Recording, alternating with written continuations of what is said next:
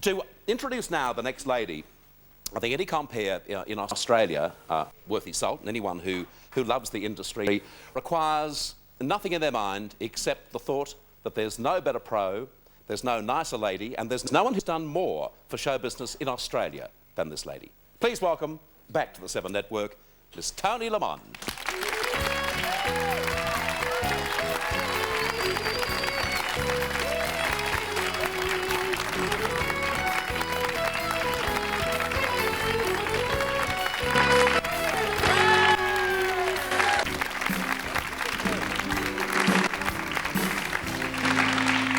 It's great to see you, Toni. It's great to be back.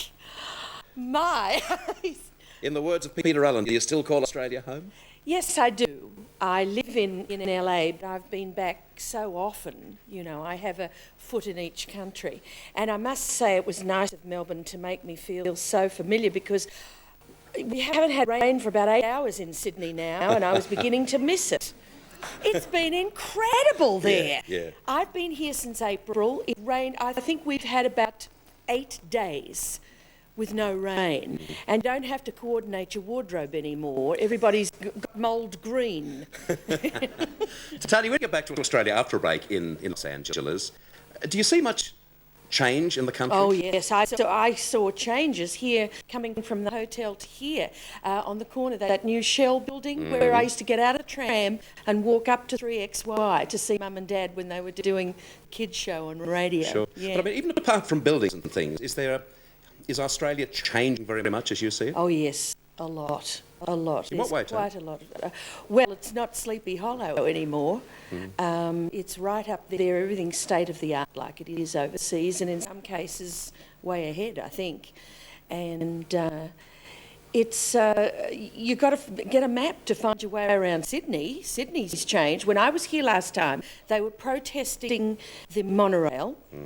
They hadn't started building it yet, and Darling Harbour didn't exist. And there's a whole lot of, new buildings have gone up just in the last 3.5, 4 years. Toni, thinking about you over the weekend, I think about you quite a bit. Well, I'm glad you do. Bert, yes. I mentioned in the intro that you've done so much for show business, and on Friday in our show we were talking about two ladies, Mickey DeStoop and Muriel Cooper, who have changed radio a lot. And they got into radio when it really wasn't an area for women.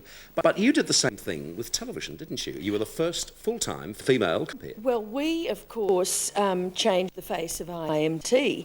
IMT was Graham's turf, but it got bigger and bigger and bigger. It took on a life of its own. It started off as a copy of a Tonight Show overseas and then took off. And then Graham, of course, always wanted to be a performer. So the shows were getting bigger and bigger and bigger, and he couldn't handle the 5 nights a week. So the channel gave out 2 nights, and I got one, and Bert got the other. That's right. And, I'm writing about this now. I just signed a contract Friday with Pan Books. They're going to publish my autobiography. Isn't that terrific? That is wonderful news. This is going to be quite a biography, isn't it? Well, I've got the tape recorder. My son Tony's helping me with the book, and I've got the tape recorder. And while I was sitting waiting to be called to make up, I was talking into the tape recorder, and I'm writing on planes and things. And yes, there's quite a lot, because I have led not an uninteresting life. Certainly not. Is nothing going to be left out, Toni? Is it going to be warts and all? It's not going to be a tell-all book, but I'm very open to bribery from many leading television personalities, sporting personalities, high-ranking politicians, and princes of emerging third world countries who don't want to be mentioned. Yeah, fair enough. When you have a look back on your life, and this is of course something you're going to have to do to write this book. Oh yes. Lots and lots of great things, but also the other side of the coin, a lot of tragedy too. You think, obviously you wouldn't want that tragedy to occur, but seeing that it's there in your life, do you think that's made you a better performer? I think so. I think I have more compassion for people, and it makes you very careful of what you do, because we were thrown into the industry when it was very, very young. I don't have to tell you. And we went out live to air 5 nights a week for many, many years. And it was terrifying. It was absolutely terrifying. And if you were going to be a junkie or a drunk, that was the time, because just the sheer getting there. You know, I'd forgotten, and I walked in here today and it was all a mad scramble to get on here today, and I thought, oh, there it is again. And I couldn't do it today. I wouldn't want to do it today. You don't miss that mad shuffle?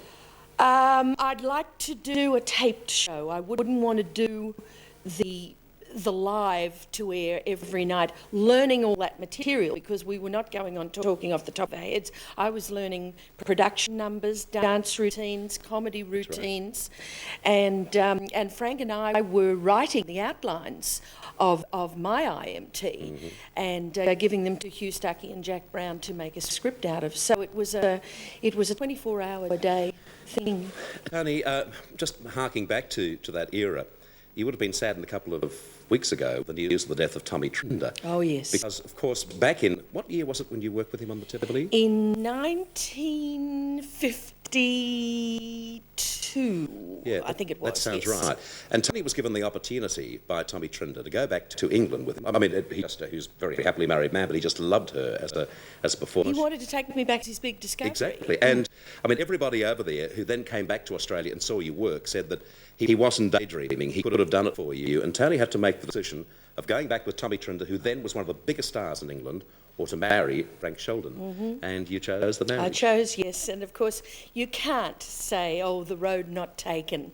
You know, I chose that, and if I hadn't chosen that, there wouldn't be Toni Sheldon, who is one of the gifts to show business as far as I'm concerned. Certainly, yeah. certainly. Yeah. Toni, over there in America, how hard is it to break in? Oh, very, very hard. But it also has the rewards of when you do get something, you know that you've beaten the best. Everybody who goes to New York or Hollywood has been the best from somewhere else. That's then Mecca where they go. Does the scrapbook mean anything at all? Oh, the scrapbook means not a darn. No, not a thing. It's what you bring to it there. And I've been very lucky. I've worked pretty constantly. I've done 42nd Street 3 times. I've seen a bit of the country now with 42nd Street. I've done it in Fort Worth, Texas, in Theatre in the Round that was built by Billy Rose for his Olympic star wife, Eleanor Holm. I've played in Denver in a little dinner theatre where the stage came out of the ceiling and the tap dancers were tap dancing down out of the ceiling. That was built by Tim Evans, Lane McKenna. Ah! Yes. Toni, so, OK, the 42nd Street over there, now back in Australia, in your own home country. The one person we don't hear very much of now is that sister of yours, and that's Helen. Helen's What's she doing? Busy all the time. She's writing a book too, isn't she? Well, she turned hers into a film, and the writer's strike last year killed it dead in the water. It was up and pretty well. She wanted to get it out for the bicentennial year because it concerns our convict ancestors who came out on the First Fleet. Do you see much of her? Oh yes, we work together all the time, and we've got some projects on the back burner. That was the first phone call I made after Toni, of course, was to tell Helen about the book, and she was thrilled and delighted. That's wonderful news. And she's coming out in August. Oh, great. Yes, she's filming something up at Kakadu National Park or something. Terrific. Toni, to have you on the show and not get a song from you would be like having fish without the chips. Well, we haven't had... You see, this all happened just like at the weekend when they asked me to come down. And I didn't have a chance to rehearse anything because Joe was getting his hair done and his makeup on. And I didn't realise, you know, how important he was. So we're going to wing this. So, Joe, is it all right if we can sort of... I've put something down in front of him, so we'll do the best we can. Right, you see... That's the number I originally wanted to do. Yes, that's his big number at the end of the show today. I know. You say he's important to the show. He may not be important to the show after today's performance. You've got to keep that in mind. If you'd like to join Joe over yonder... I just wanted to just do a little something because, of course, you know, we're in Sydney with 42nd Street at Her Majesty's Theatre. And coming to Melbourne? Well, we don't know when we're coming to Melbourne. They're booking up till next March with the Will you stay with the run of the show? I've got a year's contract, so we'll see. I don't make plans anymore. God laughs, you see, when man makes plans. Well, he's crying today, isn't he? He's crying today. I thought I'd just do a little, a favourite out of the show is Shuffle Off to Buffalo, which I only do part of, but it's such a well-known number that when they play it in the overture, you hear a gasp go through the audience. So can I go over and sort of explain how it's done in the show? You go right across there. Toni and Joe, great artists together.